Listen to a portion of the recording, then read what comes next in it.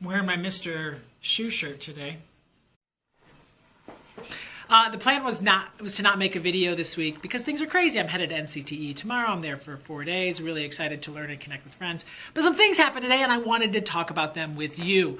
First thing, today we finished reading aloud Jennifer L. Holmes' Newbery Honor-winning book, Turtle in Paradise. And it was an amazing read aloud. The first time I've ever read this book aloud to kids, and it blew their mind. There is a part in here at the very end, in the very last chapter, where we're reading along. The kids think the story is over. They think Turtle and her mother and Archie are going to live happily ever after.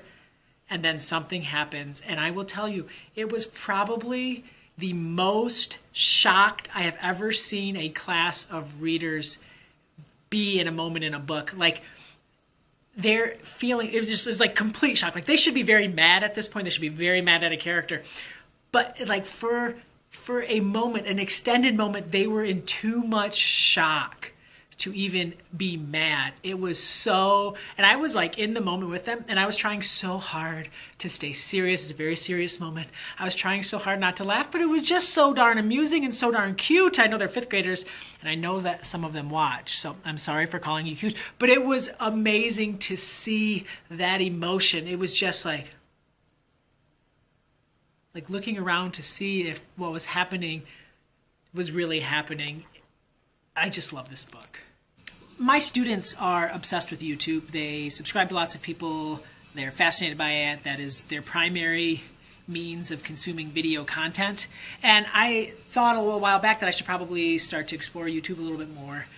Try to find some people that I like, follow them, subscribe to them, kind of follow the progression of their videos day after day, week after week, and just to kind of experience what my students are experiencing. And I fell in love with Casey Neistat's work. He's just amazing and phenomenal. And this week, he released a video that he created about Chantal Martin, and it's absolutely mind-blowing. Her story, she's an artist, and her story is just fascinating to me. I'm number one, obsessed with her art. Number two, obsessed with her just as a creator and her creative process. And number three, I am just fascinated by her. It's just draw and share, draw and share, draw and share. And I love that. And she just does these really, really cool pieces of art. I'll provide a link below. And it's just really fascinating. And I showed the video to my kids and they loved it. And then we just put up a white piece of butcher paper on our heater.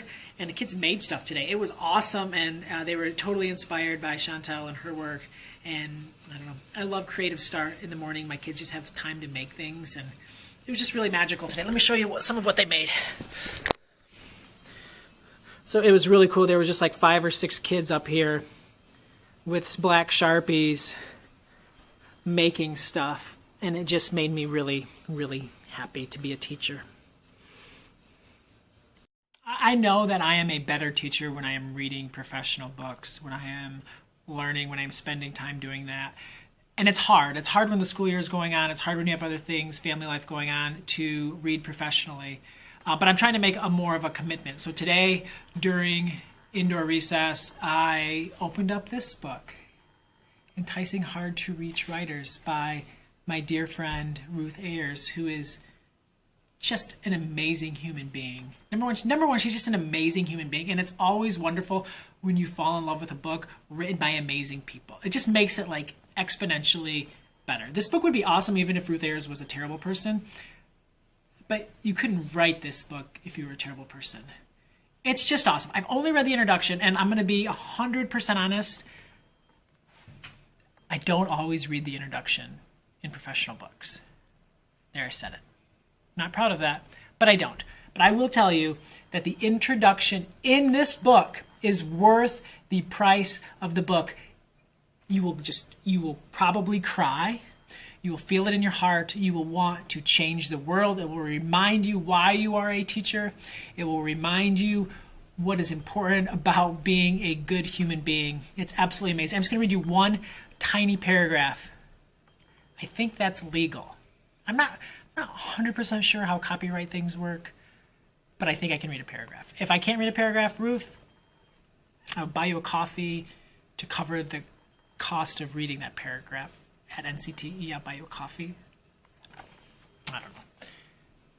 Okay, you ready? Here we go. It's our job as teachers to help students see the positive impact they can have on the world. You may be the only person to help the children in your classroom know that they can write their stories in any direction they choose. For many kids, teachers are the last hope for healing. This book is so good.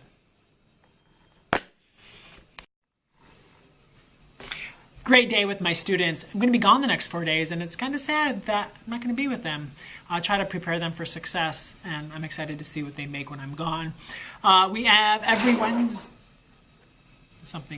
Every Wednesday we do some sort of quick write, and lately we've been taking them out of this book that I created with a bunch of my friends called the Creativity Project. Today we took one of Kat Ye's prompts from this book, and the kids wrote some crazy things about a stick figure that someone was drawing, and it comes to life. Super fun prompt. The kids ran with it. I hope that some of them extend it and continue to work on those stories, because there's some really great starts to that. And then we end each day with a picture book. Today was Sam and Eva by Debbie Ridpath Ojai. This book is awesome. It is such a beautiful book that celebrates art and creativity and friendship and just how we treat each other and including other people. It's a really great book, and had some really nice conversations. One of the things we talked about afterwards, I said, like, what are you guys thinking about? And instantly a hand went up in the air, like, I'm thinking about Creative Start. That book reminds me so much of Creative Start. And I feel like the class, like our theme of this school year is creativity. And maybe it's sparked from the Creativity Project. Maybe it's sparked from Sam and Eva. Maybe it's books like Sam and Eva. Maybe it's sparked from the Creative Start that we do each morning. And I don't know. I just feel like kids need to be creating and making and doing and building and figuring out who they are through what they make. I will tell you, we start each day with Creative Start. The kids have 20, 25, sometimes 30 minutes to just make whatever they want. And it's scary because it's a lot of time, but I will tell you that it is the best thing that I have changed in my classroom in a long time. They live for that creative time. One of my kids yesterday, it was about 9:15, it's about 15 minutes after Creative Start. It's like, Mr. Sharp, I don't feel good. I'm so hungry and my stomach hurts and my head hurts and I don't know, I'm miserable. And I asked him, like, are you all right? And he's like, I just haven't eaten anything. I'm like, well, why didn't you eat anything? Did you not have breakfast at home? He's like, oh, no, we didn't have time today. I'm like, you usually eat breakfast at school. Why didn't you get breakfast at school? He's like, Mr. Sharp, I just didn't want to go down there and get it because I wanted to get right into Creative Start because I'm making something that's just really awesome, and I couldn't afford to lose any of that time. So I hate that he was hungry at school, but I love that he wanted to create so badly. Our kids want to create so badly that they're willing to skip meals. We need to make sure that our students have time to make things, figure out who they are through what they create.